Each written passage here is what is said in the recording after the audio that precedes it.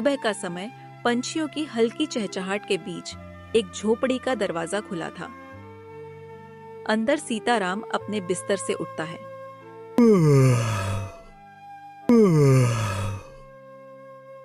सामने कोने में दो जवान बेटियां मिट्टी के चूल्हे पर चाय बना रही थी। पिंकी रिंकी कुछ बना कि नहीं? मेरे पेट में तो चूहे कूद रहे हैं। बाबा चाय चढ़ा दी है। रात की थोड़ी सी सूखी रोटी भी है, गरम कर देती हूँ। हाँ, और खेतों में जाना भी है ना बाबा, आज सिंचाई जो करनी थी। हाँ बेटा, खेत ही तो है जो 2 वक्त की रोटी दिलाते हैं, वरना इस दुनिया में हमारा कौन। दोपहर का समय था। खेत में सीताराम और उसकी बेटियां काम कर रहे थे। गर्मी का मौसम और धूप तेज, तीनों कड़कती धूप में काम में जुटे थे। यह मिट्टी भी अब फल नहीं देती। बीज डालता हूँ तो सोचता हूँ, क्या यह बेटियों के हाथ पीले कर पाएगी? बाबा आप चिंता मत करो, हम मेहनत करेंगे, कुछ ना कुछ जरिया निकल ही आएगा। हाँ, और हमें कोई राजकुमार से तो शादी नहीं करनी।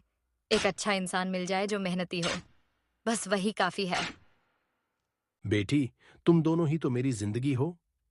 काश तुम्हारी अम्मा होती तो कुछ सलाह देती। मैं तो बस डरता हूं समाज से और यहाँ के लोगों से। शाम का समय सीताराम घर से निकलकर गांव के पुजारी से मिलते हैं। पुजारी जी चौपाल पर बैठे थे। सीताराम पास आकर धीरे से बात करता है।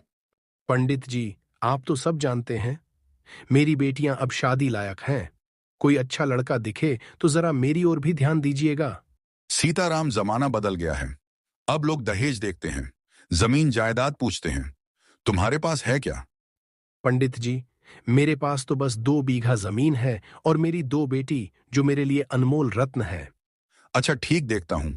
1-2 परिवार हैं जो सीधे साधे हैं, बात करूंगा उनसे। लेकिन क्या पंडित जी? तुम्हें दहेज की बात सोचनी पड़ेगी सीताराम, यह समाज का चलन है।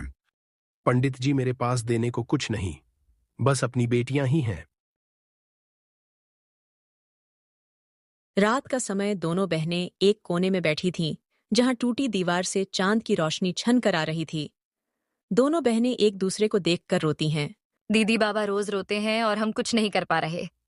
साहूकार का कर्ज और हमारी शादी की फिक्र दोनों उनको खाए जा रही है। रिंकी, मैंने तय कर लिया है, मैं शहर जाऊंगी नौकरी ढूंढने, कुछ भी करूंगी, पर बाबा को इतना परेशान नहीं देख सकती। हाँ, और मैं यहीं रहकर खेत संभालूंगी। जब तक तू पैसे भेजेगी मैं घर संभाल लूंगी। हम एक दिन बाबा का सपना पूरा करेंगे रिंकी।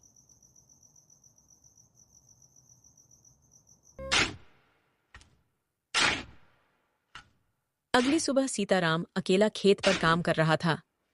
दोपहर का समय हो चुका था। गर्मी तेज थी। खेतों से कुछ दूरी पर एक नहर था और एक पुराना पीपल का पेड़ था। वहीं पेड़ नीचे सीताराम अकेला बैठा गया। लेकिन आज सीताराम की आंखों में बेबसी थी। बेचारा बहुत ही लाचार और हारा हुआ लग रहा था। क्या मैं अच्छा बाप नहीं हूं? 2 बेटियां जवान हैं और मेरे पास ना देने को दहेज है, ना ही कोई रिश्तेदार और ना ही पैस कमाने का कोई दूसरा साधन, और ऊपर से सेठ का कर्ज भी बाकी है। वह थोड़ा रुकता है, फिर नहर की ओर देखता है। क्यों जी रहा हूं मैं, और किसके लिए? मैं तो बोझ बन गया हूं पिंकी और रिंकी पर। मेरा तो मर जाना ही बेहतर है। सीताराम धीरे धीरे नहर की ओर बढ़ता है। उसकी चाल लड़खड़ाती है। माफ करना बेटियों, तुम्हारा बाबा हार गया। वह जोर का छलांग लगाता है। कुछ ही क्षण में सन्नाटा, हवा थम सी जाती है।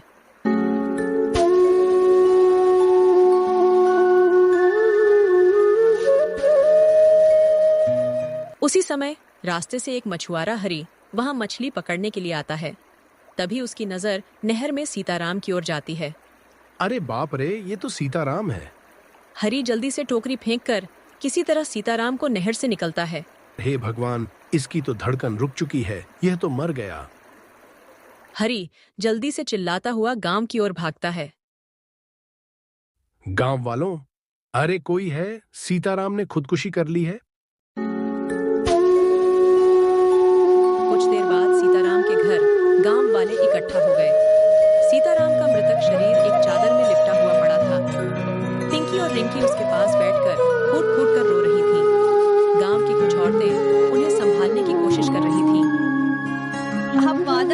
गए थे कि सब संभाल लेंगे, फिर क्यों छोड़ गए हमें? बाबा, तुमने ऐसा क्यों किया? हम तुम्हारे बिना कैसे जिएंगे? हाय सीताराम, तो बहुत सीधा आदमी था, बेटियों की चिंता खा गई उसे। हाँ, आजकल दहेज के डर ने न जाने कितने बापों को निगल लिया है।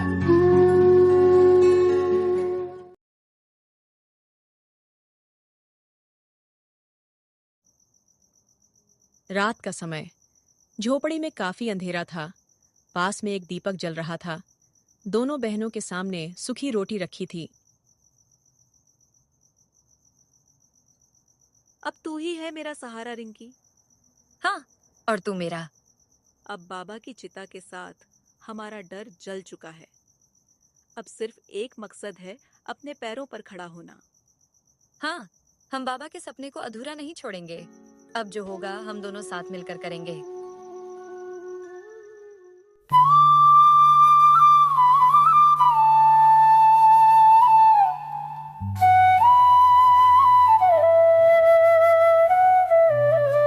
एक महीने बाद टूटी हुई झोपड़ी के अंदर पिंकी और रिंकी चुपचाप बैठी थी।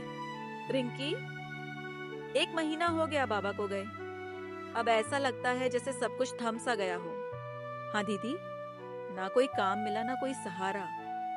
बस यही जमीन और झोपड़ी बची है, जिसे अब बचा पाए या नहीं पता नहीं। तभी बाहर से एक भारी आवाज आती है।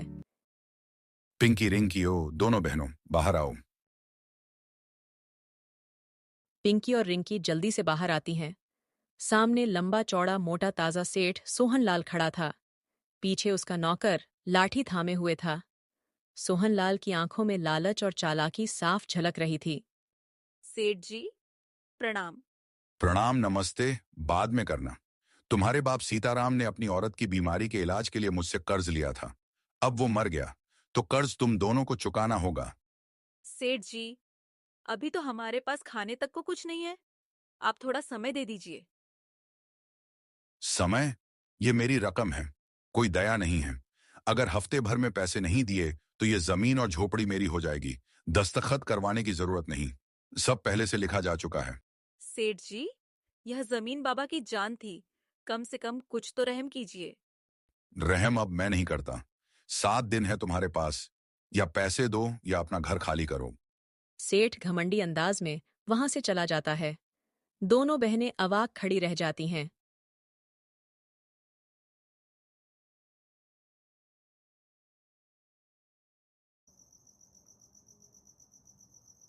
रात का समय। झोपड़ी के अंदर अंधेरा था। दोनों बहनें चुपचाप बैठी थीं। एक कोने में थोड़ा चावल रोटी रखी थी, पर किसी को भूख नहीं थी। गीता बाबा की छोड़ी जमीन भी अब हमारी नहीं रहेगी। हाँ, बचपन इसी मिट्टी में बीता और अब यहीं छीन ली जाएगी। इस समाज में गरीब होना पाप है दीदी। कुछ करना होगा गीता। कहीं काम मिल जाए तो शायद कुछ उम्मीद जगे। कल ही मैं कहीं मजदूरी जाऊंगी। अब चाहे नौकरानी बनूं या बर्तन मांजूं, पर कुछ तो करूंगी।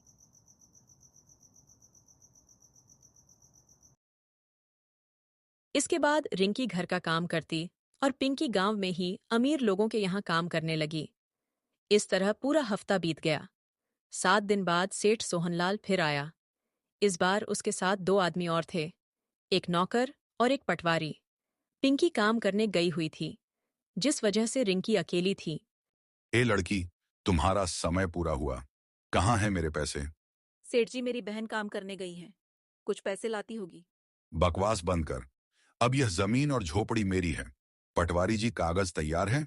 हाँ सेठ जी, सब लिखा पड़ा है। सेठ जी, मेरी बहन को तो आने दीजिए। चलो हटो लड़की, यह जगह अब मेरी है। तुम खुद अपना सामान लेकर निकल जाओ, वरना बेमतलब के मुझे फेंकने पड़ेंगे और वो अच्छा नहीं लगेगा। रिंकी झोपड़ी से कुछ सामान लेकर चुपचाप निकलकर बाहर बैठ जाती है और सेठ झोपड़ी में बड़ा तला लगाकर वहां से चला जाता है। थोड़ी देर में पिंकी भी काम से लौट आती है और सामने जमीन पर बैठी रिंकी को देखकर घबरा जाती है। क्या हुआ रिंकी? तू ऐसे बाहर क्यों बैठी है? क्या हुआ बहन, कुछ तो बोल। दीदी, सेठ आया था और उसने हमारी जमीन, हमारा घर सब छीन लिया दीदी। हे भगवान, अब हम क्या करें? हमारे पास कुछ भी नहीं बचा। ये लड़ाई अब रुकेगी नहीं दीदी। अब हम झुकेंगे नहीं। अब बारी हमारी है समाज को जवाब देने की। चलो रिंकी, अब इस गांव में हमारा कुछ नहीं बचा, बस यादें हैं और दर्द। हाँ दीदी, लेकिन जब तक हम साथ हैं हम कुछ न कुछ कर ही लेंगे। पिंकी और रिंकी अपनी झोपड़ी को आखिरी बार पलट कर देखती हैं। उनकी आंखों में आंसू थे, हाथों में एक छोटी पोटली और एक दूसरे का सहारा था। दोनों बहनें जंगल की ओर बढ़ जाती हैं। उनके पांव कांप रहे थे, पर उनका हौसला उन्हें थामे हुए था। दोपहर का समय, सूरज सिर पर था। पसीने से लथपथ बहनें एक पेड़ के नीचे सुस्ताने के लिए बैठती हैं। तभी दूर से एक बूढ़ा आदमी सामने से आता है और उनको देखकर रुक जाता है। दोनों बहनें थोड़ा घबरा जाती हैं, लेकिन बूढ़े आदमी की आंखों में अपनापन था। अरे बेटियां, कहाँ जा रही हो इस तपती दोपहर में? चेहरे से तो लग रहा है कोई भारी दुख लेकर निकली हो। दोनों बहनें उस आदमी के सवाल का कोई जवाब नहीं देती। घबराओ मत बेटा, मैं तो तुम्हारे बाप जैसा हूं। कोई परेशानी है तो मुझे बताओ, शायद मैं मदद कर सकूं। बाबा, हम अपना घर खो बैठे हैं। हमारे पिता की मौत के बाद गांव का सेठ हमारी जमीन और झोपड़ी दोनों छीन ली। अब हमारे पास ना पैसा है ना कोई ठिकाना, बस पेट भरने और इज्जत बचाने की कोशिश में निकले। हाय राम, कैसा जमाना आ गया है। बेटियों को यूं दर दर भटकना पड़ रहा है। बेटा, मेरा घर यही पास में है।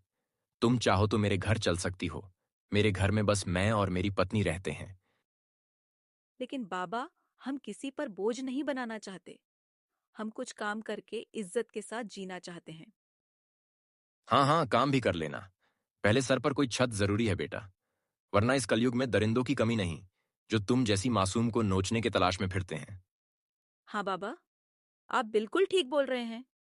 बाबा, हम आपके साथ चलते हैं, बस आप हमें कुछ काम दिला दीजिए। हाँ बेटा, बस मेहनत से मत डरना। बिल्कुल नहीं, हमने तो खेतों में भी काम किया है, चूल्हा भी जलाया है और बर्तन भी मांजे हैं। इसके बाद दोनों बहनें बूढ़े आदमी के छोटे से घर में पहुंचते हैं। सामने उनकी पत्नी आंगन में बैठ उनका इंतजार कर रही थी। अजी, इतनी देर कहाँ लगा दी आपने? और ये दोनों कौन है आपके साथ?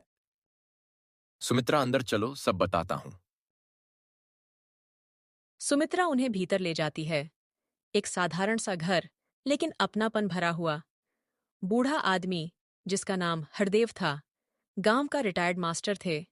उनकी पत्नी सुमित्रा ने दोनों बहनों को पानी दिया, खाना परोसा। महीनों बाद पेट भर खाना खाकर दोनों की आंखें भर आईं। बाबा, आपने कहा था कि हमें काम दिलाएंगे। हाँ बेटा, उसी के बारे की सोच रहा हूँ। बेटी, मैं अब रिटायर हो गया हूँ, लेकिन घर पर मन नहीं लगता, इसलिए गांव के साहूकार के पास मुंशी का काम करता हूँ।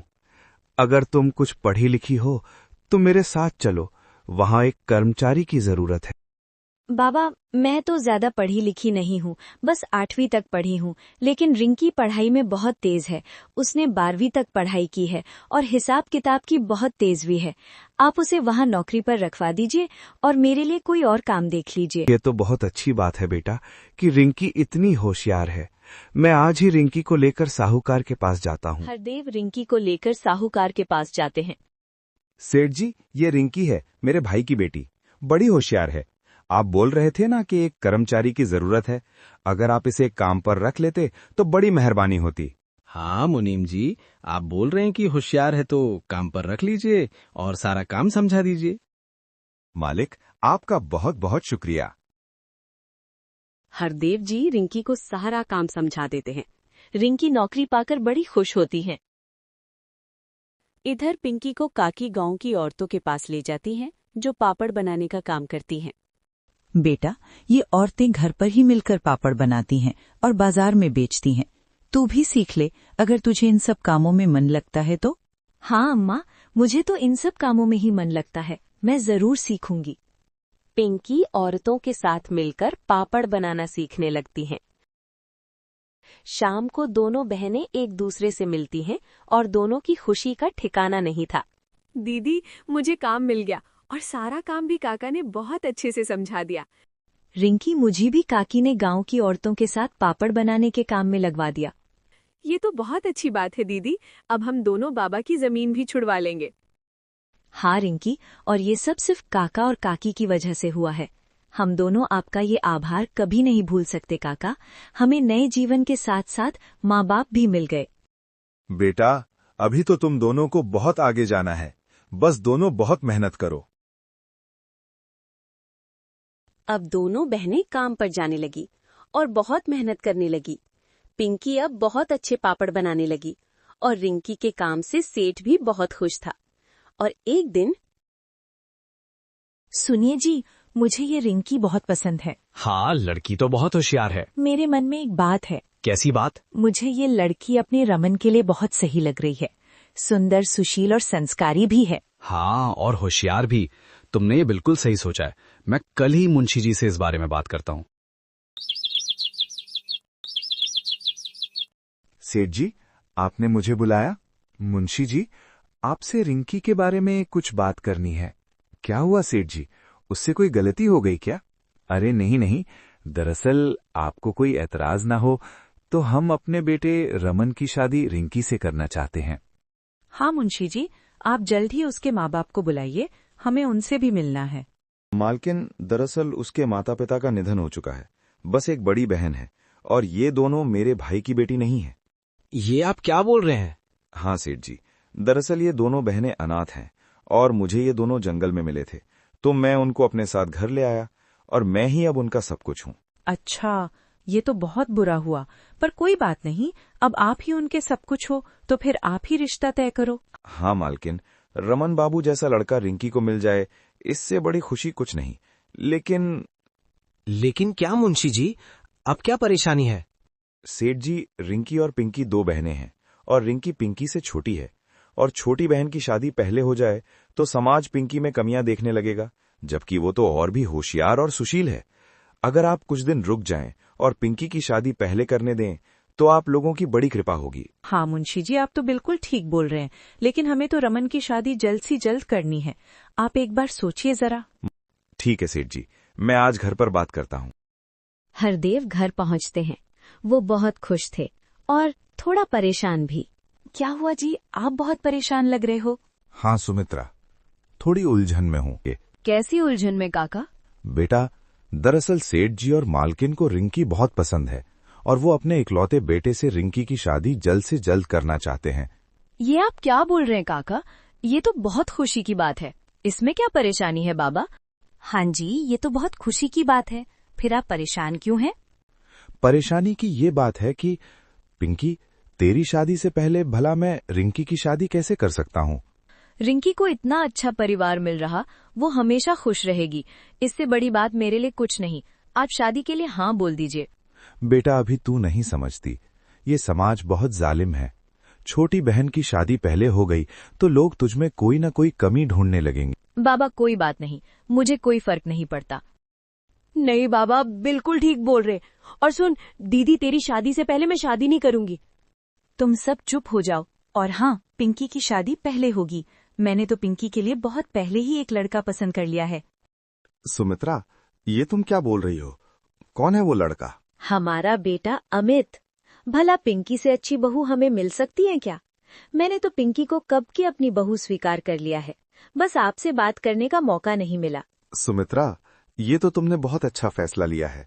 मैं कल ही अमित को फोन करके बुलाता हूँ और सेठ जी को भी रिंकी की शादी के लिए हाँ कर देता हूँ। बाबा, आपका बेटा? हाँ बेटी, हमारा एक बेटा है जो शहर में नौकरी करता है।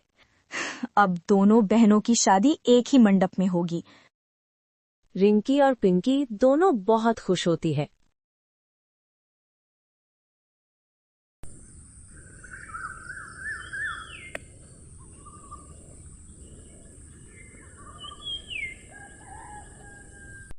कुछ ही दिनों में दोनों बहनों की शादी हो जाती है, पिंकी की अमित से और रिंकी की रमन से।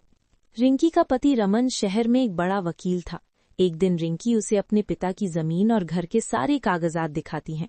रमन कागजात देखते ही समझ जाता है कि गांव के साहूकार ने उनके साथ धोखा किया है, और दूसरे ही दिन दोनों बहनें अपने अपने पति के साथ अपने गांव जाती हैं।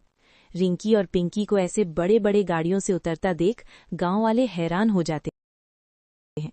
वो लोग साहूकार के पास जाते हैं। सुन साहूकार, तुमने जो धोखा इन दोनों बहनों के साथ किया है उसकी सच्चाई सबके सामने आ गई है। ये तुम क्या बोल रहे हो?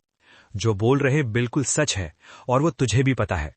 इससे पहले कि हम पुलिस को बुलाएं, तू जमीन और घर की कागजात हमें दे दे। साहूकार समझ जाता है कि अब उसकी धोखाधड़ी सामने आ गई है। वो चुपचाप घर के सारे कागजात उन्हें दे देता है। रिंकी और पिंकी अपने झोपड़ी में पहुंचते आज दोनों की आंखों में आंसू नहीं बल्कि अभिमान था। दीदी, आज बाबा बहुत खुश होंगे। हाँ रिंकी, आखिर हमने उनका अधूरा काम पूरा किया है।